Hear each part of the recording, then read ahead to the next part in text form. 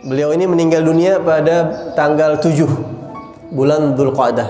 Ya, di bulan ini beliau wafat, meninggal dunia. Beliau sakit sebelum meninggal dunia, dari bulan Syawal tuh beliau udah sakit katanya. Sehingga beliau udah banyak zikir kepada Allah. Dan sebelum meninggal dunia, waktu masih sehatnya itu beliau katanya kalau zikir, kalau ziarah ke makam Al-Faqih Al-Muqaddam, Zambal di Hadramut itu ada tempat komplek pemakaman aulia begitu ya. Ziarah ke para leluhur-leluhur, datuk-datuknya, jin-jinnya para salafus saleh.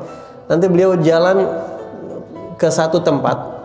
Di tempat itu beliau baca Rabbi anzilni munzalam mubaraka wa anta khairul munzilin. Selalu baca doa itu di atas tanah. Yang sampai kata murid-muridnya, akhirnya beliau meninggal dikubur di situ. Ya, dan waktu mau meninggal dunia beliau banyak baca dua zikir yang jadi penutup hadis kitab Sahih Bukhari. Kitab Sahih Bukhari itu hadis terakhirnya adalah kalimatani khafifatani 'ala lisan, thaqilatani fil mizan, habibatani ilar rahman, subhanallah wa bihamdih, subhanallahal azim. Itu hadis terakhir di Sahih Bukhari. Dan itu menjadi zikir terakhir Imam Haddad. Jadi di akhir umur beliau subhanallah bihamdih, subhanallah azim, subhanallah bihamdih, subhanallah azim, subhanallah bihamdih, subhanallah azim. Dan beliau mengulang-ulang nama Rasulullah, ya Ahmad, ya Muhammad, ya Ahmad, ya Muhammad. Dua zikir itu.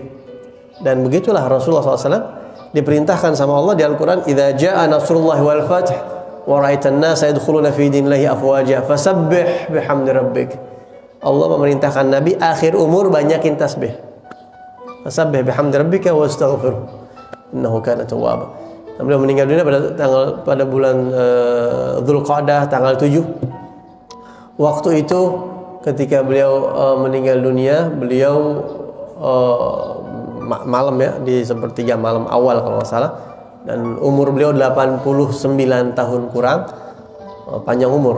Kenapa beliau kok panjang umur? Jarang habaib yang umur sampai 90 gitu ya, nggak banyak artinya. Jadi dulu katanya ceritanya panjang, saya nggak habisin.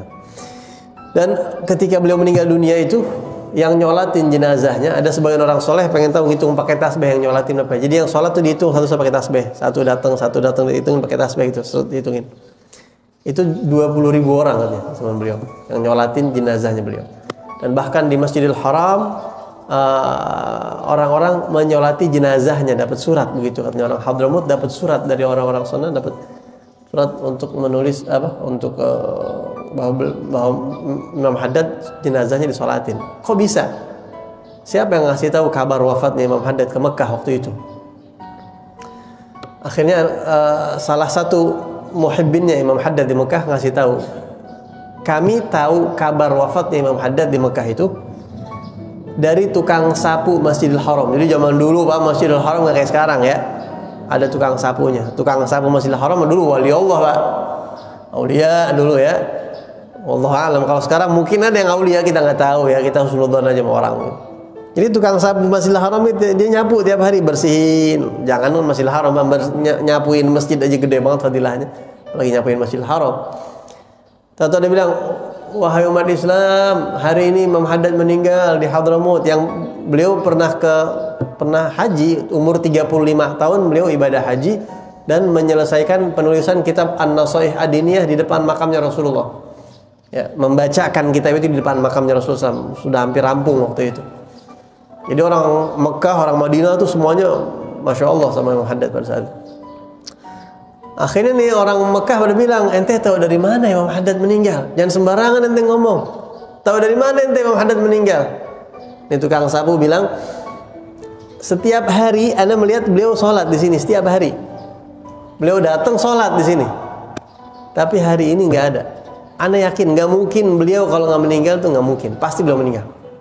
Akhirnya nanya kabar informasi ke Hadramut, bener persis tanggal meninggalnya sama dengan informasi yang dikabarin sama si tukang sapu tadi.